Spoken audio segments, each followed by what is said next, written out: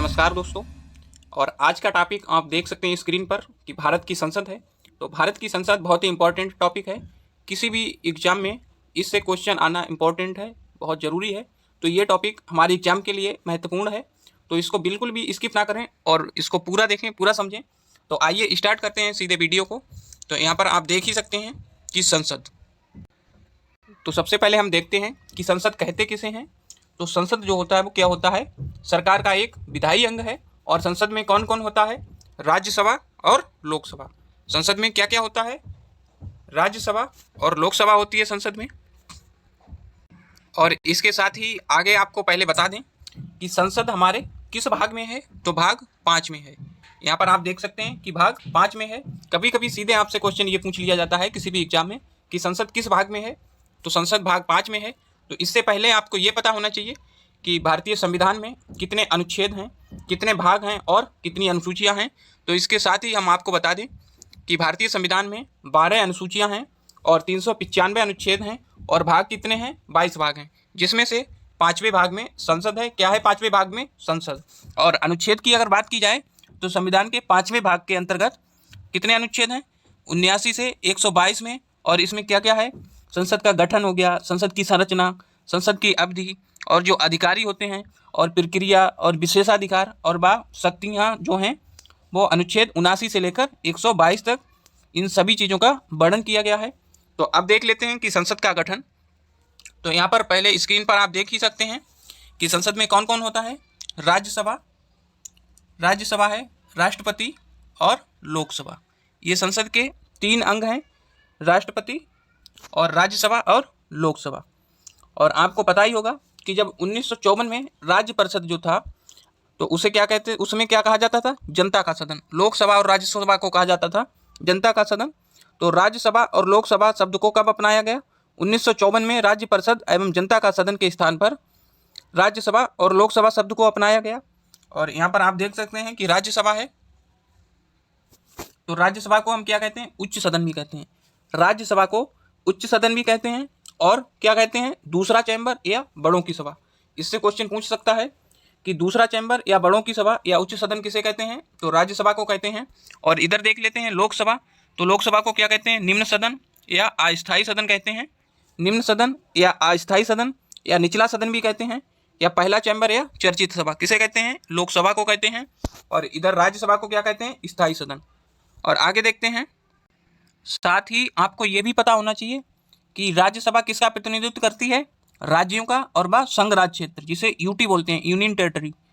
राज्यों का प्रतिनिधित्व करती है और संघ राज्य क्षेत्रों के प्रतिनिधि होते हैं किसमें, राज्यसभा में होते हैं।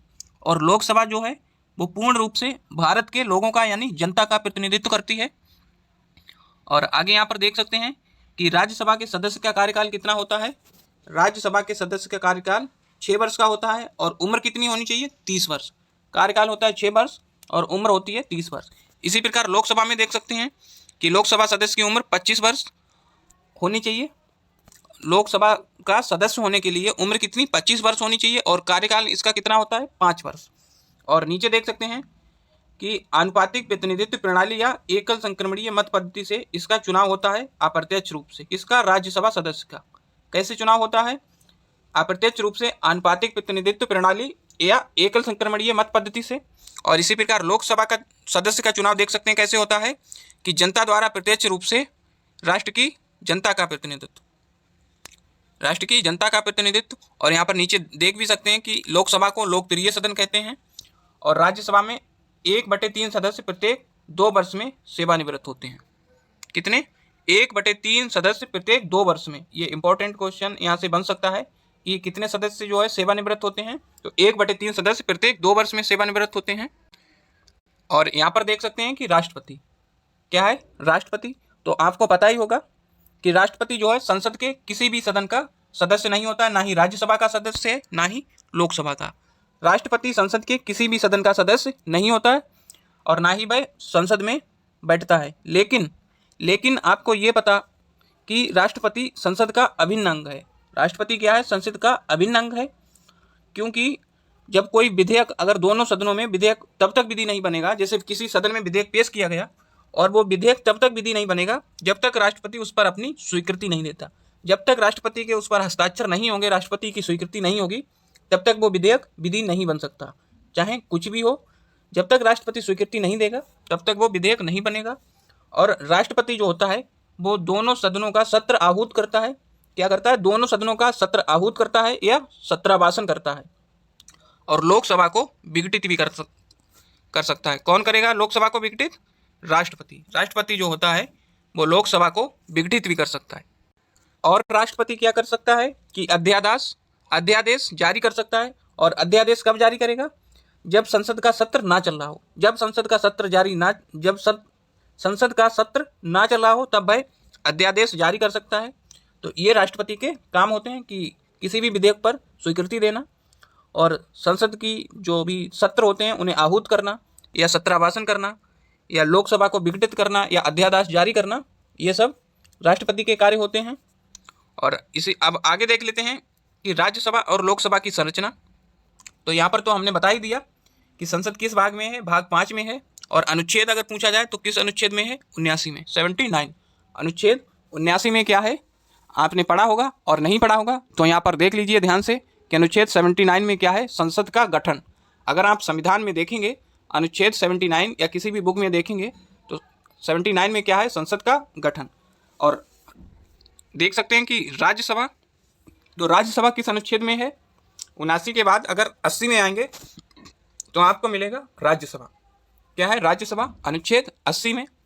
और लोकसभा कौन से अनुच्छेद में है? अनुच्छेद 81 में। राज्यसभा है अनुच्छेद 80 में, लोकसभा है अनुच्छेद 81 में। और इसकी संरचना में देख सकते हैं कि राज्यसभा में अधिकतम सदस्य कितने होते हैं? यहाँ पर हैं 250। अधिकतम सदस्य कितने हैं? 250 हैं। और इसमें से 238 सदस्य यहाँ पर देख सकते हैं कि निर्वाचित होते हैं। 238 सदस्य निर्वाचित होते हैं और 12 सदस्य मनोनीत होते हैं। और ये मनोनीत कौन करता है? तो राष्ट्रपति करता है। 12 सदस्यों का मनोनयन राष्ट्रपति द्वारा होता है और 238 सदस्य जो होते हैं वो निर्वाचित होते हैं। और निर्वाचित कहाँ से होते हैं ये तो आपको पता होगा। और इसमें देख सकते हैं कि 238 सदस्य निर्वाचित होते हैं, जिसमें से 8 सदस्य केंद्र शासित प्रदेश, 8 सदस्य केंद्र शासित प्रदेश का प्रतिनिधित्व करते हैं, जबकि 229 सदस्य राज्य का प्रतिनिधित्व करते हैं। और वर्तमान में आपको पता है कि राज्यसभा में कितने सदस्य हैं? 245 सदस्य हैं वर्तमान में। राज्यसभा में 245 सदस्य हैं और इनमें से 225 सदस्य राज्यों का प्रतिनिधित्व करते हैं। कितने? 225 सदस्य राज्यों का प्रतिनिधित्व करते हैं और 8 सदस्य जो हैं वो यूटी यानी संघ राज्य क्षेत्रों का प्रतिनिधित्व करते हैं और 12 सदस्य राष्ट्रपति द्वारा मनोनीत किए जाते हैं। यहाँ पर देख भी सकते हैं कि वर्तमान में कितने? 245, 12 मनोनीत होते हैं और निर्वाचित होते हैं 233। 225 सदस्य हैं वो राज्य का प्रतिनिधित्व करते हैं और 8 सदस्य हैं वो केंद्र शासित प्रदेश का प्रतिनिधित्व करते हैं। और इसमें से केंद्र शासित प्रदेश में कहाँ से देख सकते हैं कि 3 जो हैं दिल्ली से, 1 पांडिचेरी से और जम्मू कश्मीर से कितने हैं? 4। इसी प्रकार लोकसभा की संरचना देख सकते हैं। तो लोकसभा अनुच्छेद 81 में है। कितने? अनुच्छेद 81 में लोकसभा है अनुच्छेद 81 में। और अधिकतम सदस्य कितने हैं? यहाँ पर देख सकते हैं अधिकतम सदस्य हैं 552 सदस्य अधिकतम निर्धारित हैं। और मनोनीत कितने होते हैं? 2 सदस्य एंग्लो इंडियन मनोनीत होते हैं। और निर्वाचित कितने होते हैं? 550 सदस्य। 550 में 530 सदस्य जो हैं वो राज्यों का प्रतिनिधित्व करते हैं और 20 सदस्य हैं केंद्र शासित प्रदेशों का प्रतिनिधित्व करते हैं। कितने? 20 सदस्य केंद्र शासित प्रदेश यानी यूटी का प्रतिनिधित्व करते हैं और 530 सदस्य राज्यों का प्रतिनिधित्व करते हैं। तो ये 550 सदस्य निर्वाचित होते हैं और 2 सदस्य एंग्लो इंडियन समुदाय के मनोनीत होते हैं। और वर्तमान में देख सकते हैं कितने सदस्य हैं? 545 सदस्य हैं। इसमें से 2 मनोनीत होते हैं और निर्वाचित कितने होते हैं? 543, जिसमें से 524 राज्य का प्रतिनिधित्व करते हैं। कितने? 524 राज्य का प्रतिनिधित्व करते हैं। और केंद्र शासित प्रदेश का 19 सदस्य केंद्र शासित प्रदेश यानी यूटी का प्रतिनिधित्व करते हैं। और इसमें देख सकते हैं कि दिल्ली से कितने हैं? 7 सदस्य और अन्य जो केंद्र शासित प्रदेश हैं उनसे कितने हैं? 12 सदस्य। कितने हैं? 12 सदस्य। तो ये संसद की संरचना आपने समझी कि संसद में राज्यसभा, लोकसभा और राष्ट्रपति होते हैं। इधर राज्यसभा की संरचना है, लोकसभा की संरचना है। तो ये टॉपिक आपके एग्जाम के लिए बहुत ही इंपॉर्टेंट है। और इससे संबंधित जो भी अनुच्छेद हैं और किस भाग में है संसद, इसको बिल्कुल भी एकदम रट के जाना है, भूलना नहीं है, क्योंकि यहाँ से सीधे ही क्वेश्चन पूछ लिया जाएगा। तो आपको वीडियो अच्छी लगी तो लाइक और शेयर कर दें और चैनल को सब्सक्राइब कर लें ताकि इस प्रकार की वीडियो आप तक पहुँचती रहे। और मिलते हैं किसी नेक्स्ट वीडियो में, तब तक के लिए जय हिंद।